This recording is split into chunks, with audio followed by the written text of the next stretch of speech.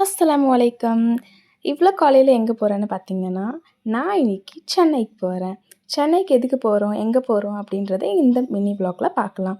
இன்னைக்கு என்னோட ஸ்டூடெண்ட்ஸ் கூட நான் சென்னை போயிருக்கேன் ஒரு காலேஜுக்கு. அந்த காலேஜ் நேம் என்னன்னு பார்த்தீங்கன்னா, மியாஸ் அகாடமி ஆஃப் ஆர்க்கிடெக்சர். அங்கே ஒரு ஒர்க் ஷாப் கண்டக்ட் பண்ணியிருந்தாங்க. அதனால தான் என் ஸ்டூடெண்ட்ஸ் கூட நான் போயிருந்தேன். So such a amazing experience. சூப்பரா பண்ணியிருந்தாங்க. எங்களுடைய பசங்க எல்லாருமே, என்னுடைய ஸ்டூடெண்ட்ஸ் எல்லாருமே சூப்பரா ஒர்க் ஷாப்பில பண்ணியிருந்தாங்க.